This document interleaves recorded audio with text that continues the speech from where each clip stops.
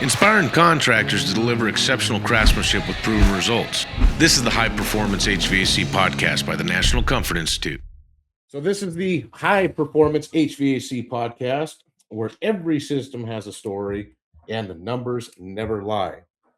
I am your host, Casey Contreras, and we've got some awesome guests today. We got Mark Hunt from National Comfort Institute and the man, the myth, the legend, Jim Davis. How you guys doing? Doing good. Doing good today. I'm here. Yeah, you are, Jim. It's good to see you, man. I'm out to the legend part, but apparently that's out there somewhere. No, that is true. That's facts right there. I sometimes think about what I've done in my life, in my career, and I go, how in the hell did I even do that? Yeah. No one ever told you can't. I just kept going and never thought twice about it. And everybody started bugging me and saying, well, tell us what you know. And it just took off from there. And I talk about these court cases and poisonings. I never solicited myself as an expert. I never put an ad anywhere. I never talked on the internet about it. I kept getting referred by people I didn't even know. Yeah. When I get called by a lawyer to go on a jail poisoning in Texas where somebody got poisoned by another oven, where'd you find me at? It's just, I got called to go to New York to check out fireplaces that weren't venting properly. Where'd you find me at? I mean, that's even before NCI. That stuff was crazy.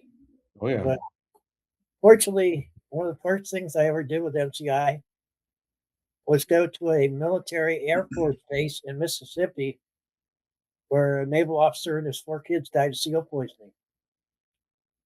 And how that worked out, that was just the year before I got hired, I think. I was still subcontracting with Dom. Civil engineers run the maintenance on the base, so they're civilians.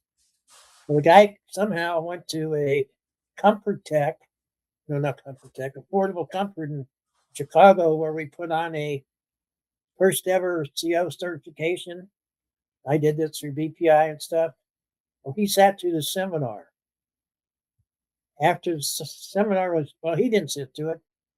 The sister of the lady who lost her family and was still in a coma was there. And she notified this guy at the base, you got to talk to this guy. So the guy ended up coming to Columbus to a seminar. Before the seminar was over, he says, we got to hire you before somebody else dies. I said, oh, okay. He says, what's it cost? I said, well, I'll give you a guy's name. You can call him. So I had him call Dominic. Again, this is where I didn't know how to charge those kind of prices. I said, just call Dominic. So he called him and explained everything to him. And Dominic said, well, it'd be $25,000 for the week. The guy gave him a credit card over the phone. Whoa. And Dominic, I said, make a deal with him. I'll split it with you. No expense to him. So I made a nice profit for him before he ever hired me. That was kind of cool. But that wasn't the point. That isn't why I wanted to do it. I wanted to do it because I feared for the life of everybody else on that base. And of course, when I got there, I did classes. A couple things were discovered. One, the on-base firemen. One of them was getting poisoned in his house, and he had a new baby. Oh. And I did breath tests of all the firemen, and he tested positive, higher on CO in his breath than a smoker. He had a newborn baby. So he called his wife, told her to get the heck out with the baby. So I'm sure we saved that baby's life. Yeah. And then the girl said, hey, my grandma has a couple space heaters in her house. Would you mind going and checking her house? I said, okay.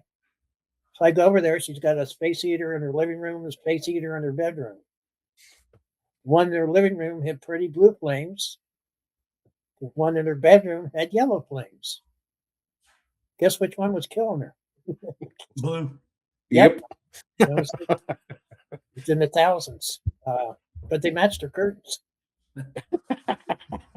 So We have a question in the class. When the flame is blue, you can be sure. And then all the different answers. And I always finish it up with it's if the flame is blue, your customer might be too. Yeah. And then the final thing that happened there was I'm testing with their maintenance people on the roof of the maintenance building. They had 2 rooftops. Both of them were putting out CO. One of them I had to stand next to hold the probe. There's no way to keep it kind of wedged in there. And because of that, the fumes of the rooftop were getting to me. I didn't realize, but it actually slightly poisoned me. And when I got off the roof, I threw up in the parking lot. And I told them that was a standard class demo, but I don't do that very often. Not on purpose. How Yeah. high was it on that instance? Like 1,200. Yeah. Yeah, it was pretty high. The other one was over 2,000, but I could stand back on that one. There's just certain ways to wedge your probe. I don't like to stand there doing that, but that's How the many way times? How many times in your career do you think you've been dosed? I mean, there you know for sure. maybe I don't know. I usually get monitored space. I know one time I was at school, we were testing some boilers, and the boilers were testing safe, but the room all of a sudden I started getting throbbing headaches. And I had a little portable CO detector. It was actually analog. It was from American Gas and Chemical. It started beeping. And I looked at it, I said, oh my God, there's CO in here. And we ran out of the room. So I was pretty sure I got hit with that. What we found out was when we went outside, the combustion air grill was right next to the parking lot. And the buses were parked there with their engines running, idling. Yeah. And their fumes were being sucked in that combustion air into the boiler room. So we had to put out a memo to tell them to stop doing that. But I found that the combustion air grills on a lot of schools were in similar positions. So lots of things to look at that people aren't aware of. And years ago, I got so many stories. Got a call from a lady in Indianapolis once. How'd she get my name? She just called around. Somebody told her to try me.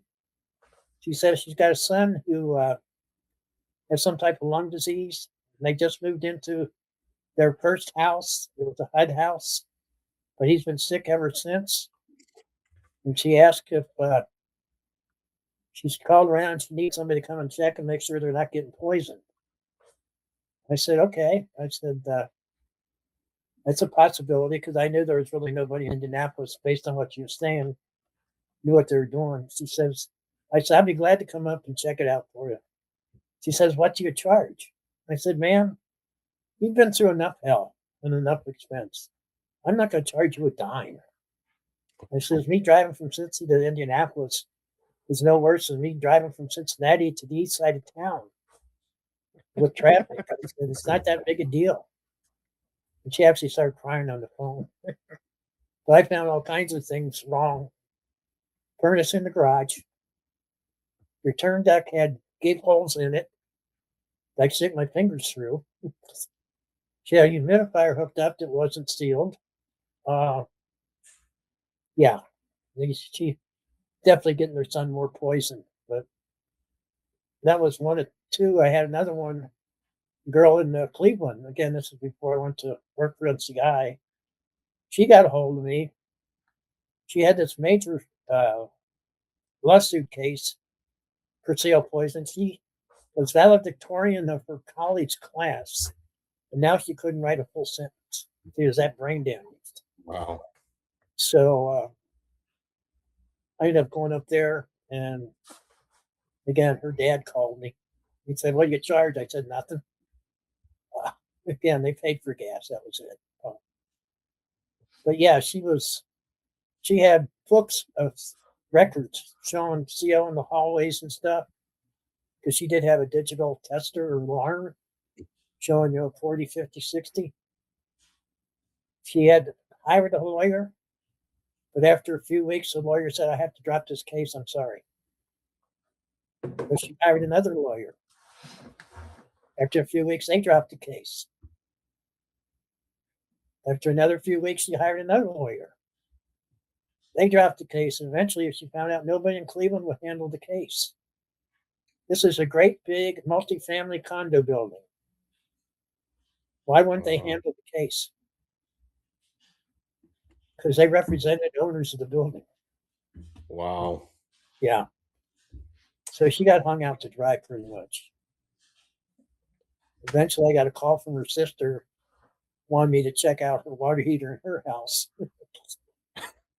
One of the contractors in Cleveland, they called me and asked me to meet on the job. But that's, every time I go out, I find stupid stuff like that. There's a family in Akron. They died from a furnace, which had just been turned back on. Now there are 4, it was a low income house. There are 4 contractors that had been to that house to give her a bid on a new furnace. Well, it hadn't been approved yet, and it got cold. Now, the furnace had been red tagged by the gas company and turned off at the gas cock. Somebody came in and turned that furnace back on for her. They were dead the next day. Wow. Now they were suing the 4 contractors that were there giving her a bid. Said you didn't give them adequate warning that their furnace was deadly. Can a home inspector, can a contractor, just a salesman? Wasn't that, we talk about the Wanton Act in our class? Wouldn't that fall under there? Yep. Again, you're more liable for things than you could ever know you're liable for. So I try to drive that home in classes. Oh yeah. So did they get all 4 contractors that went out there? I don't know. I just was called for one of them. Gotcha. And they wanted to know if they violated any industry standards. The answer was no. I said, did they protect the people? No. I said, that's a tough one. You send out a salesman. I mean, that's happened like Missoula, Montana. I got called in on one. Guy goes out of a guy's mobile home and's been blown out the pilot. So he lights the pilot and tells the guy, he says, I need to do a CO test on your furnace. He says, is that going to be extra? He goes, yeah. He says, well, just hold off on that. He says, I'd like a new furnace anyway. If you can just light the pilot and send your salesman over, give me a bid for a new furnace, well, that should take care of it. The guy said, okay. So the salesman comes out, that was on Tuesday. Salesman comes out on Wednesday, looks at the furnace, says, okay, I'll get back with you with the bid. Comes back Friday to give him a bid, and the people are dead. They died from that furnace. Yep. Again, the contractor was sued for, I don't know, $3-4 million. Was he negligent? Yep. Yep. Yep. And the question is, should he have charged extra for that? No. But he didn't do it. Now, I couldn't really get him off.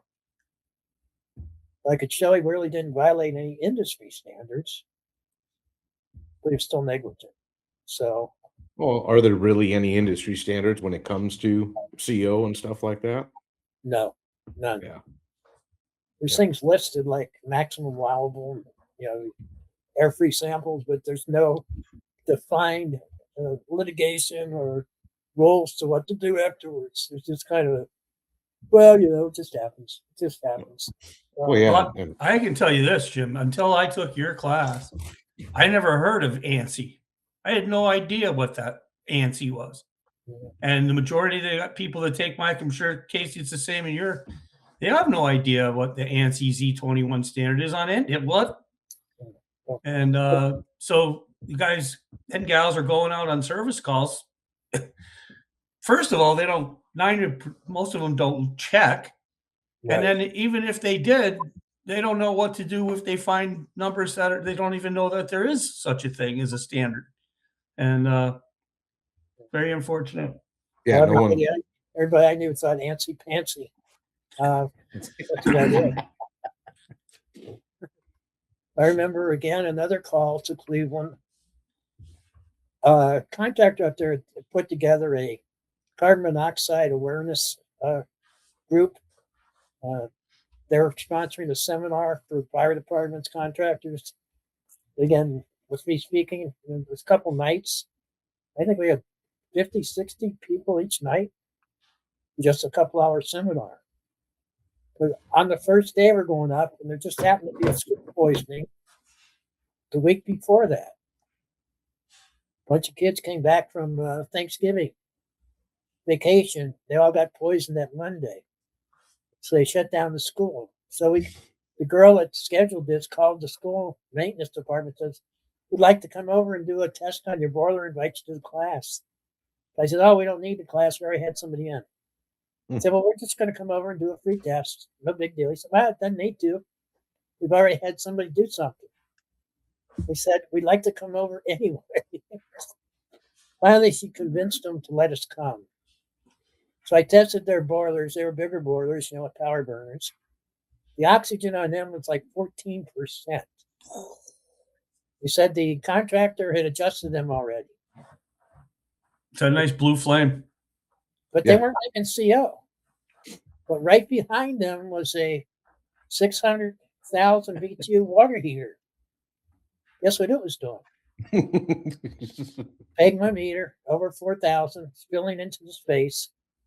It was probably what caused the poisoning. And there was a guy from the local gas company, a bunch of idiots, that said, "You got in here and played with that before we got here. When you snuck in here and made it run bad." I said, "I haven't been here. You got a remote control on your analyzer." That was the second time I got that same thing in Montana the first time I was out there. "You got a remote control on your analyzer. You're making it read CL." Come on. Are you nuts? Now the guys playing with the boilers, because they ignored the water heater, they're still at fault, aren't they? Yes. Yes. But I don't know that the maintenance people wanted to do anything about it. Again, once I do my job, it's up to them. Yeah. I'm not the responsibility. I just make sure things get taken care of, so nobody gets hurt again.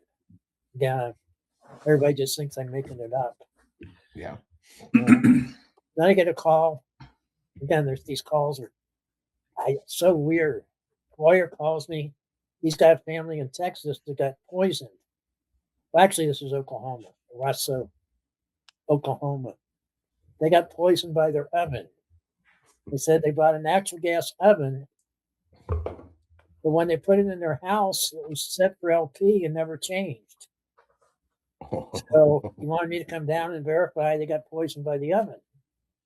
I said, "Well, you got to make sure there's an appliance guy with us, somebody that's licensed to work on these, because I'm not licensed to work on ovens in Oklahoma." So he comes in, we meet down there. I said, "First thing I want you to do is set the oven for LP." So he readjusts it according. This is an adjustable LP oven. He adjusts it for LP and we test it. The CO stabilized about 700 parts per million. Adjusted for LP. That's bent into the space. I said, "Now adjust it for natural gas." He adjusted it for natural gas. The CO jumped to 4,000. That oven saved their life because it was adjusted wrong. Yep. The appliance guy said, "Oh my God." He said, "I'm not going to touch another oven until I get a CO test and come to your class." That'd be a great idea. So, give it a crap. And I've had multiple oven poisonings. Oh yeah. Now I haven't been on all of them, but I was aware of one in DC. A lady got poisoned by her oven. I guess she died or not, but the contractor got sued. The heating contractor got sued, not providing enough combustion air to the kitchen for the lady to dry her clothes in her oven. Oh, come on. She was opening up the oven, laying her clothes on the racks, and trying to dry them that way. And the contractor got sued because he didn't provide enough combustion air for the ovens. The court were judged against him. he had paid like $200,000-300,000 in damages. I said, man, these guys are hiring idiots to testify. Yeah. And that's what I saw. All these guys that claim they're experts Mm-hmm. don't know poop. Yeah. I remember sitting outside a courtroom once. This had nothing to do with CO. It had to do with oil and soot. This expert that they hired said, "Oh, you won't believe all the things I run into. I bet you're probably pure new as this. You're not familiar with all this stuff." I just laughed. I just laughed. I didn't say a word. I knew he was an idiot. Then I went in to testify in front of the judge. It was just a judge type hearing, and their lawyer started asking me questions. I made a total fool out of him. Every time he asked me a question, I said, "That's not how you ask that. This is how you ask that question." Lawyers love that. And after the judge cracked up a few times, he said, "Okay, never mind." And it got thrown out of court. Very, very unusual. Yeah. Now, there was a poisoning up in Lansing, Michigan. Again, I get a call. A baby had died, Mm. and they're blaming the family for killing it. It's bad enough to lose the baby. The people lived in a what we call a flat apartment thing. It's 4 apartments. They're flat together. Mm-hmm. Pretty rundown neighborhood. The furnace is in the closet in the middle of the living room. So I go up there. Again, you can't get in the closet because it's so tiny. Had a combustion air grill in the door. That was it. So I had to test it with the closet door shut. And with the closet door shut, it obviously pegged my meter again. So the lawyer, I showed that to the lawyer. He was watching, paying attention. He goes, "Wow." 2 weeks later, the defense comes in to test the water heater. Not only did they test it with the closet door open, they tested it with the front door open. They said, "This isn't making any CO. There's no problem with it." The lawyer calls me back and says, "Those idiots didn't have a clue what they were doing." I said, "Welcome to my world." That's the way they are all over the country, unfortunately. So, they would have killed somebody else. Yeah. And the head of the USA hockey team lived in Ann Arbor. He was killed by his furnace in his apartment. They blamed him for putting a laundry basket in front of the return grill in the bedroom. Right. Mm-hmm. The return grill was also the combustion air grill.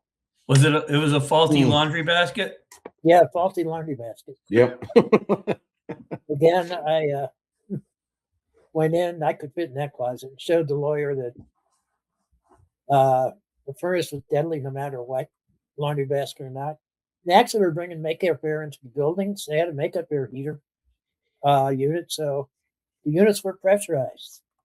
Now, to be sure that was a unique situation, I asked to test another apartment while I was there, just to see if it was that furnace in that situation or every furnace in that unit was bad.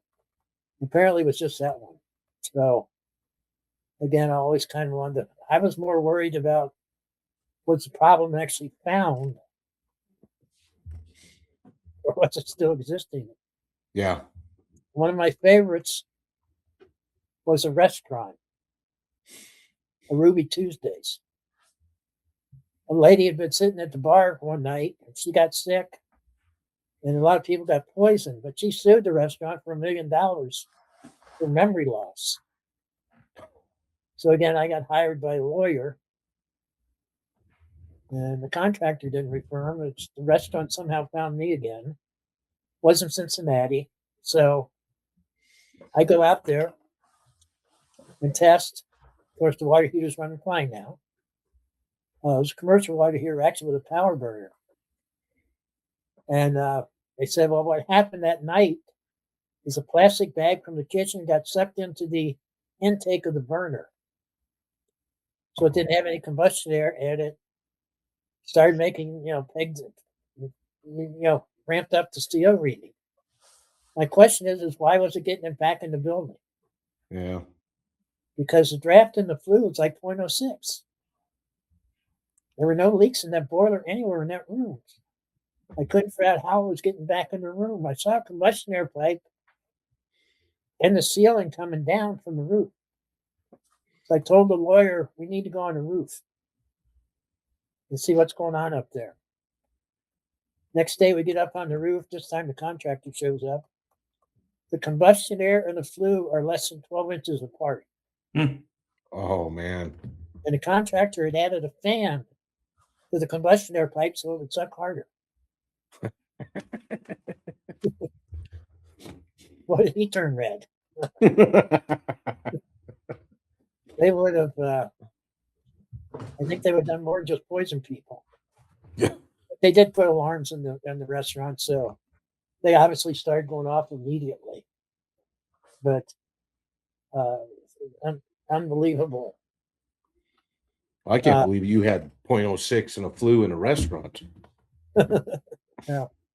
It was a nice little room. It had a little air handler in there that was creating some positive pressure. Yeah. It was kind of isolated from the rest of the restaurant, you know. You had the restaurant, the kitchen, and the mechanical room. So Yeah, everyone I always ran into, the water heater was right there with all the exhaust equipment. no doubt. But they said, I don't know how many times I went out on seal calls, lawyers, lost cases, that the actual problem wasn't even discovered yet. Mhm. And everything done to correct it was more dangerous than the original problem. Yep. There was another one just south of Cleveland in the Akron area. Guy had been poisoned by his boiler. Of course, they said he didn't have enough, the vent was too big, or it wasn't adequate, whatever. And of course, when I went and looked, I could see nothing wrong with that, but they had disconnected it. They said, well, there's not enough combustion air in here. Well, if they closed up the little room it was in, it's possible. So what the contractor did was added a power venter to the boiler and took it out the sidewall. But if you know anything about power venters, they have to terminate at the wall because of positive pressure.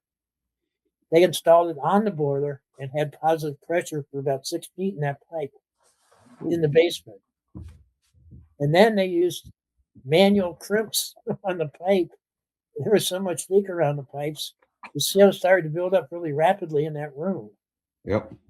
And I told the lawyer, I said, unfortunately, the fix here is worse than the problem was. I don't know whatever happened there. Like I said, once I got involved, it's like, maybe they didn't want me to come back. They made him look stupid. It's like another case there in Akron, the lady was poisoned. I got called in to check the furnace. We actually did videos. I went in, they said they had already serviced the furnace. It had a draft hood. So I reached in. I always reach in draft hoods when they're not hot, just to see if there's any rust or soot in there. And sure enough, my hand came out black. It had already been serviced a few days earlier. So again, I did a combustion test. And of course, the CO jumped up way over 1,000 and kept working its way up. Mm-hmm. So that lady would have been poisoned again. Maybe worse this time. I said, there's no way they service this thing with that much soot in it. That's not an overnight sooting. So, like I said, it just, you can't imagine the ignorance out there. And our industry is full of it. Mm-hmm. And maybe it's because people don't want to admit they don't know it. And I've had some major discussions on the internet right now on one of the websites about barometric use. And I actually started trouble by asking, why do you have to heat chimneys before they vent? Yeah. And that got response. And then I got into explaining barometrics. And the one guy that had a video actually mentioned, well, you know, flues aren't going to vent right away until you get them a little warm. I mentioned that. Nobody paid attention. But he didn't know why gas barometrics were even invented. But my story told that. This is an article I wrote back in 2025 or 2020. Barometrics came out in the 20s, double acting or draft hoods didn't come out to the 40s. And Rheem was the first one to ever get a draft hood patented. And I'm guessing that was the type that you have to came loose and you had to stick on. The ones that are built right on, they're part of the equipment, so they didn't need to get certified. Yeah. But, you can't imagine the amount of research I keep doing, looking for answers to questions and specifics. You'd think by now I'd quit. No. If there's anything new I can learn Oh yeah. and share with you guys, I'm going to do it. You guys are my lightning, my candle, my flame. It's up to you to carry the torch further. I've carried it to the point I burned both fingers. Yeah. We're doing our best, that's for sure. And I'm so proud of you guys. It's just, you have no idea how satisfying it is to have you guys part of this. Because without you, I'd feel totally depressed and totally unsuccessful. Because it's not the message that I carry, it's a message that gets carried on that's important. Whether my name's attached or not makes no difference. I really don't care. It's not the point. But for years, I was told, well, you're not testing right. You're doing things different. You're not doing it the way everybody says you should do it. Well, yeah. But I continue to get calls. Thank God. And sometimes they're real brain teasers. When you can't see the actual equipment and somebody calls you on the phone, Mm-hmm. you really have to be nitpicky. I've had a couple of those calls here lately. Again, we can at least eliminate what it isn't. In other words, if it isn't a combustion air problem, there's no reason to add combustion air. If it's not a flue problem, there's no reason to change the flue. Yeah. Unfortunately, one of my smartest students ever, we sometimes argue over chimneys. And he's so damn smart. Every time he writes anything on the internet, I have to get out a dictionary because I don't know half the words he's using. I'm pretty sure anybody that's reading it don't know what he's saying either.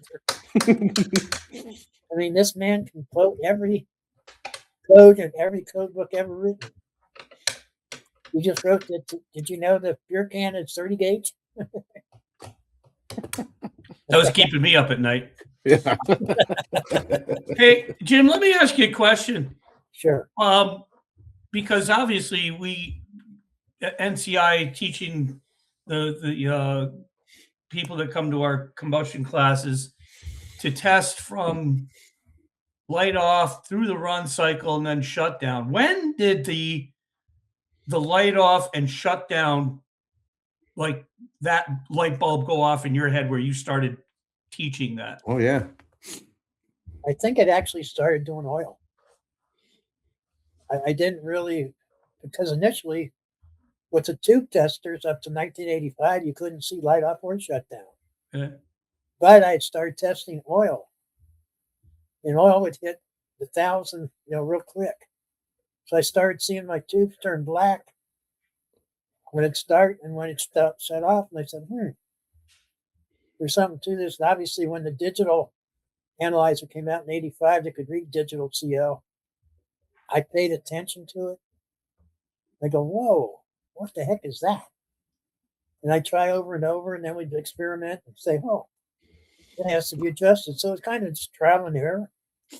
I knew they shouldn't light bad. And again, when you see a lot of them light good, you understand what bad is. Okay. And that's kind of, you have to see how nobody ever tested that. Well, there's not a manufacturer out there that ever says anything about light off or shut down. It's always steady state. Wait 5-10 minutes, then check it. Exactly. And when I did a test with American Gas Association back in '93, we were testing in the field, and I'm writing new update on that study. I didn't realize that their test was 3 minutes. Even though we tested for 10 minutes or more, and he got to see the rising CO and everything, this test only shows readings up to 3 minutes, which the CO is much lower than. What amazed me is in the report, it states that we did not follow AGA standards the whole way, or ANSI standards, which meant we were testing under conditions that weren't approved. And one of them was it was snowing. You weren't allowed to test combustion when it was snowing. Duh. And you weren't allowed to test when the wind was blowing. Oh my gosh. Because that violates ANSI standards. So maybe one day out of the year, if you're lucky. Yeah, and this was in Canton, Ohio. He said that would be adverse weather conditions. I said, not in Canton. It's winter. But That's I insane. looked for that in the report, and it just said we violated ANSI standards. It never did make mention to the weather. It never made mention to testing for more than 3 minutes, other than we tested in ways that violated ANSI standards to prove our point. Now, that engineer was given a gag order after that. He was not allowed to Nice. discuss what he saw on that report, on that test study. He was blackballed from going in the field and testing anymore. He eventually had to change his job Wow. Wow. because he knew too much. Nice guy. I mean, he was totally receptive. We had talked earlier before ever doing the test, the conferences. They had actually referred utilities to me in Cincinnati. Say, yeah, we hear you do some different things down there. Do you care if we send something to you? No problem. Again, I was the last person I thought could ever be that way. How in the world did I become the most knowledgeable? You know, every time I went to a court case and they said, "Are you an expert?" I'd say no. They go, "Well, it says here you're an expert." I said, "I didn't tell anybody that. Is it all right to call you an expert?" I said, "Well, not really." They said, "Why?" I said, "Is your guy an expert?" They go, "Yeah." I said, "Well, I can't be because he's a total idiot." I said that to lawyers during depositions. One of my most famous depositions was the lawyer who defended Kevorkian. Oh, Now, I had no problem with Kevorkian. I thought what he did was okay. Now it's legal in a lot of places, but in some places it's mandatory. yeah, Go to Canada, though. You can get killed real quick in Canada. I'm depressed. but Jeff That's all right. Geiger, I did a Jeff deposition with him, and he was wringing wet. When we were done, my lawyer just looked at me and said, "Wow, you totally frustrated him, didn't you?" I said, "Wasn't that fun?" Yeah, I didn't mind doing it because it was fun. And I knew no matter what anybody asked me, they wouldn't know what they're asking. And I'd have to rephrase it for them. And then they get frustrated. So, yeah. Hey, I'm looking down at this list of stories that you wanted to talk about. I'm looking at one here. There's a furnace and a boiler in a crawl space installed by two separate contractors. They turned on together to dry the paint in the house. Yeah. Tell us Exactly. about that one. Well, the problem is the furnace, I think, was high efficiency and the boiler wasn't. It had a draft to it. So when the furnace was running, it was sucking all the air out of the room, out of the crawl space. Somehow they had blocked off the air intakes in the crawl space. So now the boiler wasn't venting at all, and the fumes went into the house. Ooh. Now they sued the contractor that installed the furnace for not supplying enough combustion air. Well, he did, but somebody else came in. But should he have checked that? If that was in there when he put in the furnace? Yeah. Yeah. But is there any requirement? Nope. Now And that's just it. There's no requirements for us to verify that our installations are safe. We're just there to verify they're running. And that's kind of scary. That's kind Yeah. of scary. Like I said, we can talk forever on different poisonings. Trying to think which other ones. Oh, I remember Philadelphia Airport just built, or hotel at the airport, they just built it. It was evacuated day one because of seal poisonings. I got called by a management company that was managing hotels all over the country if I would go to Philly and check it out. I go, wow. High rise in Cincinnati, brand new high rise, 2 boilers, totally evacuated the building for seal poisoning a week. The boilers were Lochinvar. They called Lochinvar. Guess what Lochinvar told them? Well, their sales rep, who knew who I was, he said, call Jim Davis. He knows how to fix them.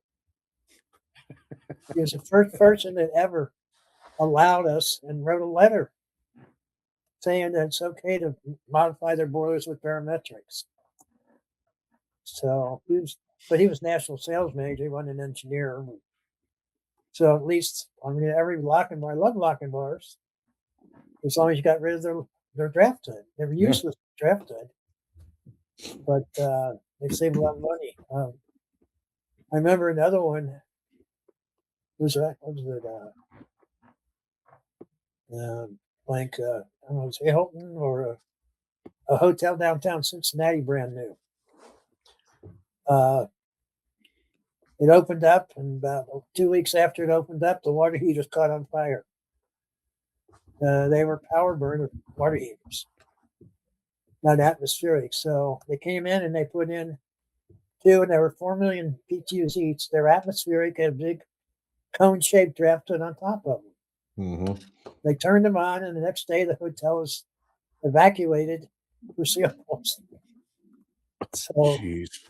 my plumber friend, who was the A.O. Smith's warranty rep, said, would you come down and look at this for us? Tell us what's going on? I said, sure.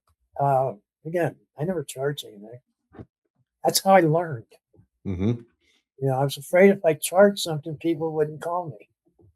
It wasn't about the money. It was about the situation. So I go down there.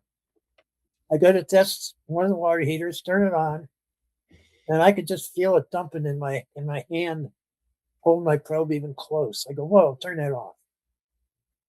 So this thing isn't venting at all. So I looked at the fluid, went up, and then over about 20 feet. I said, where does that go? He said, well, it goes to the fluid up the wall. I said, can we see? I said, sure. So I walked down the hallway to another room.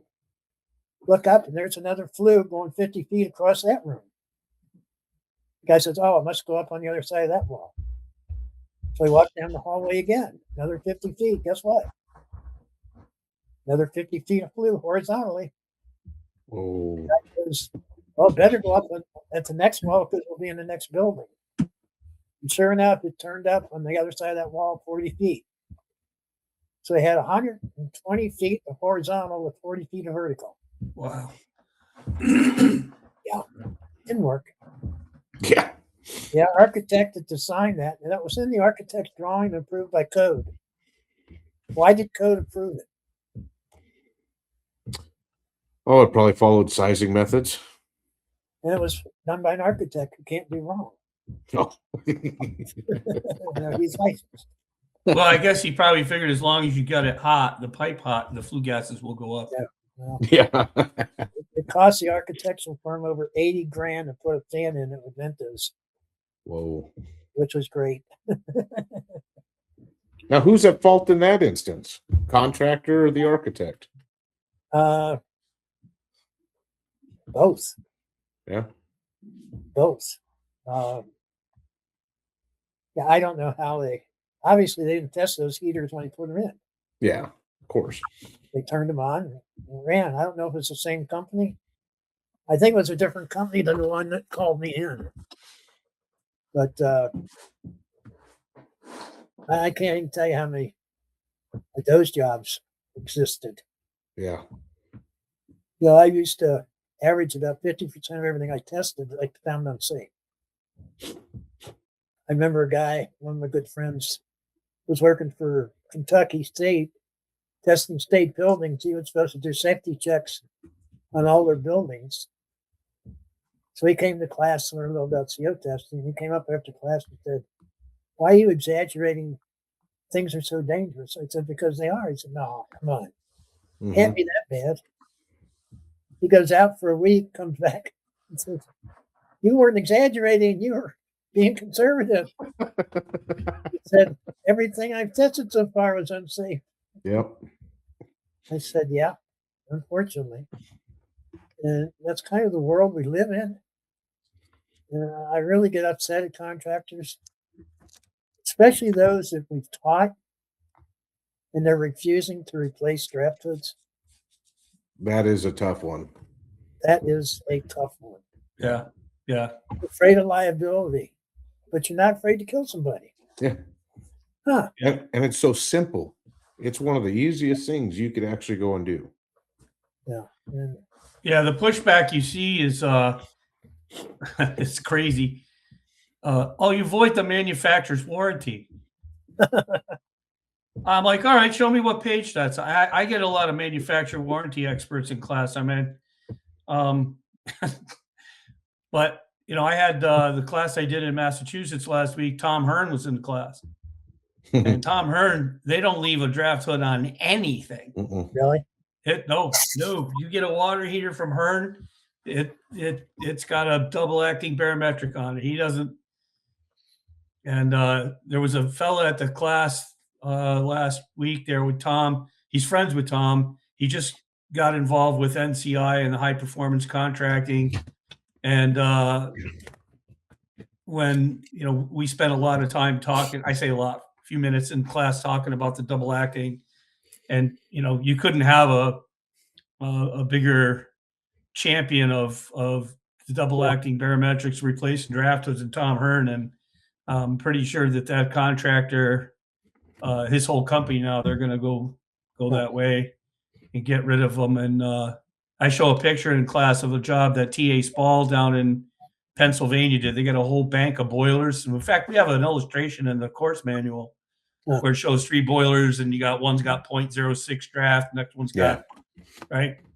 And T.A. Spall had a job there were 6 boilers, and he ripped the draft hoods off all of them, put the double acting barometric. And I say to the people at the class, and can you pick which one is closest to the breaching? And more often than not, they get it right. The one with the barometric is much farther open than the other one. Yeah. But the resistance to it is mind-boggling. There's just people are terrified of taking a draft hood off of something. Well, when I talk to guys, it's I tell them, we're the only industry that doesn't modify anything, that doesn't change anything. We go page by page. That's it. But most HVAC guys or anybody in the trade, they're car guys or bike guys. I'm like, second you buy that car or that truck or that bike, what do you do to it? And they're always, oh yeah, we tear this off and do this. Did you void your warranty? Well, not really. Yeah. Why don't we make these things run better and perform the way they're supposed to perform? Yeah. A lot of times it's not always poisoning, it's just self-destruction of the equipment. Yeah. I've had a lot of jobs where corrosion was destroying equipment prematurely, and the manufacturer voided the warranty because he said they were exposed to much chemicals. Oh yeah. Where I said to them, why isn't the rest of the metal rusting? Yeah. Why is it just the inside of the heat exchanger? Yeah. I used to be that technician. But there's another job. It was in Dubuque, Iowa. It was like 5 or 6 condos in one building, and the people are getting poisoned, and they're also getting smells from one of the condos because the lady burned incense. So they hired me to come out there and the lawyer to investigate. Kind of cool because just about 20 miles from Dubuque, Iowa. It's a Field of Dreams. Oh yeah. So we took a ride out there, and my daughter got to run around the bases. Of course, the corn wasn't up at the time. It's already been collected, but that was kind of cool. But anyway, they had induced draft furnaces with combustion air pipes running straight up through the room, common vented with each other to the attic. I don't know anything that pulls out of a house stronger than an attic. Mm-hmm. And sure enough, when we turned the furnace on, you could actually measure the flue gases coming out the burners into the room, even though it was induced draft. Wow. Wow. And when I closed up that pipe, they started to vent normally and everything was fine.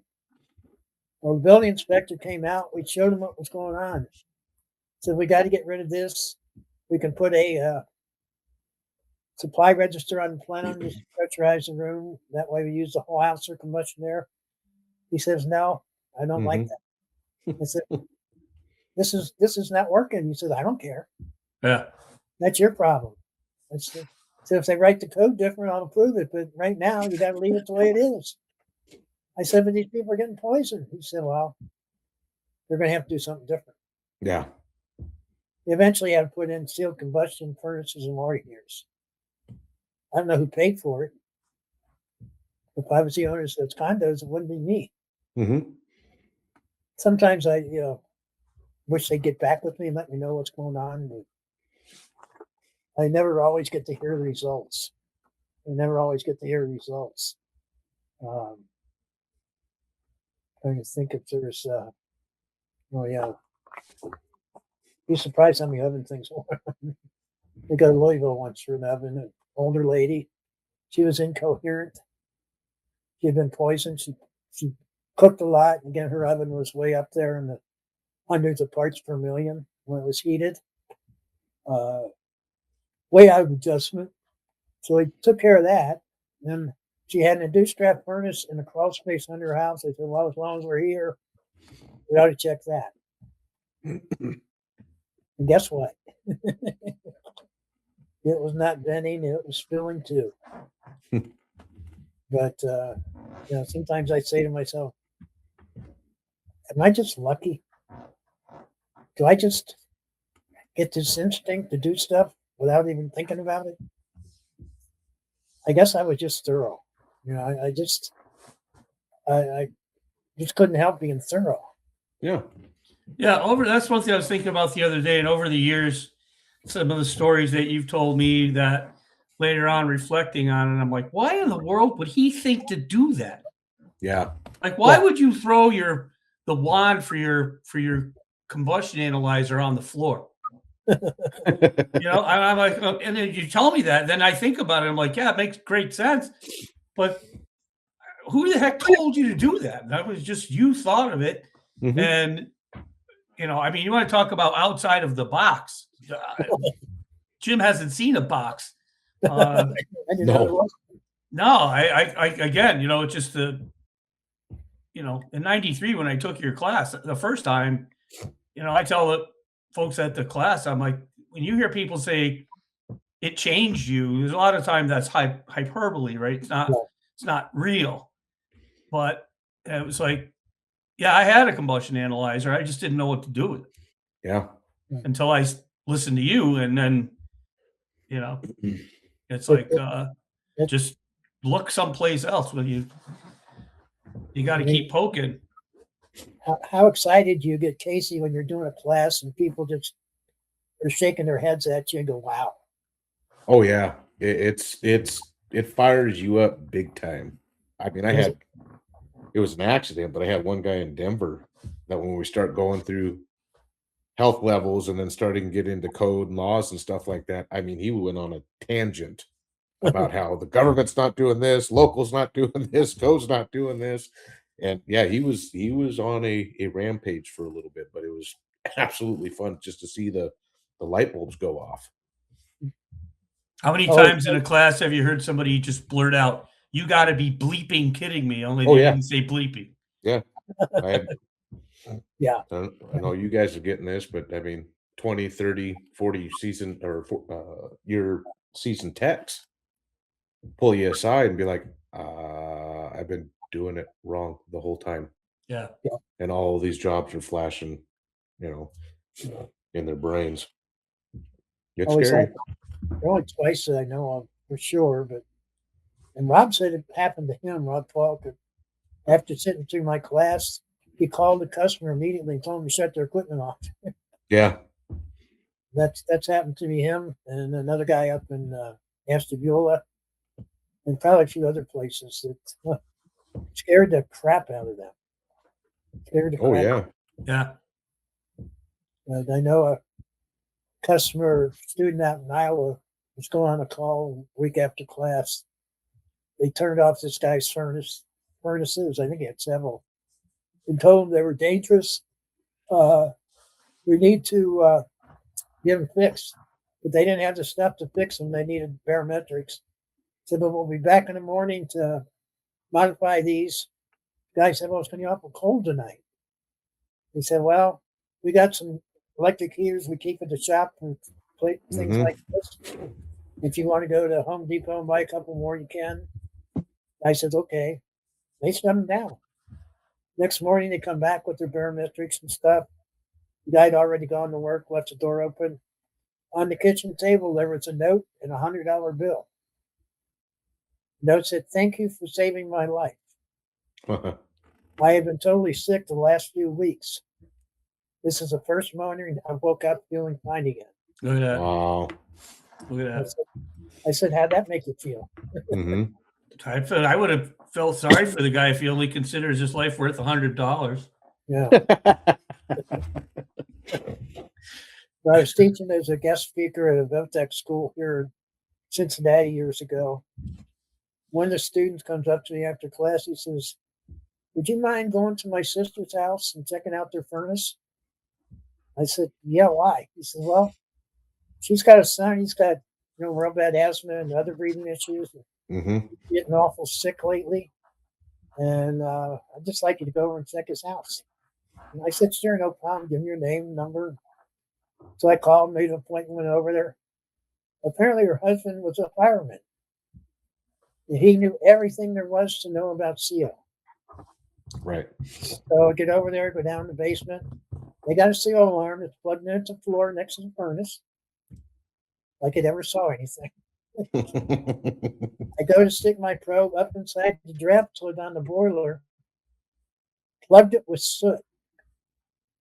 That flue was totally plugged already. Wow. I go, holy crap. He said, oh, well, that's nothing. We're getting ready to take care of that anyway. He was killing his family.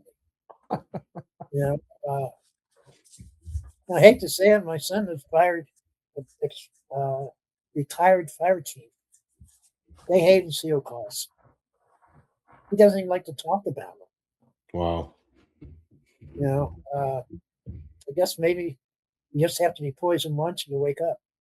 Hmm. Yeah. We get a lot of stories in the past couple of years where first responders, firemen, EMTs, police officers having to be medevaced out of buildings that they went into. Sure. Yep. Yeah, it's when they take their, apparently there's a Superman costume underneath their fire equipment because they're completely impervious to things like that, or they think so. But I mean, it's sad that level. And then who does the homeowner call when the carbon monoxide alarm goes off? Yeah. And so I'm not denigrating these people. They're running into buildings that I'd be running out of, but Yeah. at least put a clip-on CO monitor on you when you go in there. If you get called to a call for an unresponsive person, I would go in thinking, well, indoor air quality should be number one on top of your head. Yeah. But unfortunately, and they kind of poo-poo it. I mean, you read articles with that last winter storm on the carbon monoxide Google alerts there, and it was all these tips on how to keep yourself safe from carbon monoxide poisoning with this cold weather coming and winter storms. Yeah. And in every one of them, they're talking to a fire chief. Yeah. Every single one. And I'm like, well, maybe they should be talking to their HVAC contractor. Well, you can't be much smarter. No, I'm not afraid to admit and post that if you're not trained by NCI, you don't know what the hell you're doing. I agree with much. that. Yep. pretty much. It's kind of a bold statement, but it's the truth. Yeah. It's the Yeah. damn truth. And I've having been in 40 plus states over 40 years, I'm pretty much think I'm an expert in that. Mm-hmm. Stupidity is rampant. It's one of our greatest qualities. Oh, and I mean, we all do research. We all pay attention. I mean, now you got social media and guys more often talking about a lot of this stuff. And it's like, you should be careful with what you say. Yeah. Because it's very wrong and it's very misleading to a lot of guys out there, Like I say, we probably break more rules with what we teach than anybody. Yeah. Everybody says, and I was told years ago to calm down, don't make anybody mad. I said, how? That's my job. Yeah, how's that working out? Yeah. Unfortunately, the truth is going to set you free. Piss you off initially, but it's people have no idea. The thing I didn't realize earlier, and I started to notice way back in the beginning, as we were getting rid of draft hoods, we used to tell people a barometric would save you 4 to 12% on your energy bill. Mm-hmm. Well, that was before I realized you could actually tune the equipment up with the barometric. Yeah. We Yeah. started to Good save point. 20 to 25%. Yep. So yeah, it was even field controls didn't know. When people put field controls, I say they've never been in the field, except that one time with me. And guy had posted pictures from their magazine or from their field guide, and I said that is one of the worst installations you'll ever see. It's where they got the 3 boilers, they got the 3 locations for barometrics. Mm-hmm. You cannot reduce a flue as you get farther away. It doesn't work that way. The smallest flue goes first. Yeah. Yeah. I said I tried for 40 years to get Jill to take that out of their book. Yeah. So, and the guy was saying the best location is close to the flue. I said, no, that's the worst location. But again, he didn't know. And I know the guy posted, before that he didn't do a lot of testing. They all look good to me. Yeah. But these are just a few. I could go on for hours. The number of hotels, the number of schools, the number of nursing homes. Now, nursing homes didn't matter because they were looking for vacancies anyway. They were getting too full. But outside of that, I know that would get me in trouble too. You'd be surprised what I get in trouble, but sometimes you have to really get people's attention by saying the dumbest stuff. Yeah. Oh, yeah. Yeah. It's like a verbal slap in the face. Yeah. To wake up, right? Yes. I used to put it into the class like we used to see the old movies where they show a baby being born and the doctor holding it up by its ankles, giving it a smack on the butt to get things started. Yeah. And that's a lot of times what we're doing in classes because they need it because they've been lulled into a false sense of security, and it's been the whole industry, right? Starting at the manufacturer through codes and all the other things. It's like Jedi mind tricks, right? You don't have to test this furnace. You don't have to test this water heater. Yeah. When Yeah, I was just- born, the doctor held me upside down and slapped my mother. Uh, but anyway, okay. Yeah. I think we've pretty much shot the wad on this one. There's lots more, but we got other podcasts to do down the road. So Oh yeah, yeah, let's definitely. wrap this one up. All right. You got anything else to say, Casey? Nope, I'm good. You're good? Yep. How about you, Mark? I'm good. I'm good. Well, gentlemen, as always, thank you so much, and for Thank you. all the folks out there, thank you for tuning in to the High Performance HVAC podcast. Guys, focus in on this stuff, hone in on it. Ask some of the guys that have been around the block. They got some great stories and ways to take care of this stuff. So, Yeah. And if reach you out haven't been to a combustion class, go online, go to NCI, go see the schedule. Casey's pretty much got everything west of the Rocky Mountains, even coming into the eastern side. They got plenty of classes going on. There's no reason not to sit through an NCI combustion carbon monoxide class. No reason why. I don't care if we don't use gas furnaces where I live. Oh, you got an attached garage, you got carbon monoxide. Get to a class. Yep. Electric oven? Yep. Yeah. Oh, yeah. Yep. I live in a full electric house, and yep, it pops in here from time to time. So Good. And again, I'm not out there teaching, but I'm available 24/7 on the phone. we all are. So anybody out there watching it, reach out to us. We'll get you all set up. So thanks for watching, and we will see you guys on the next round. Sounds good. Take care.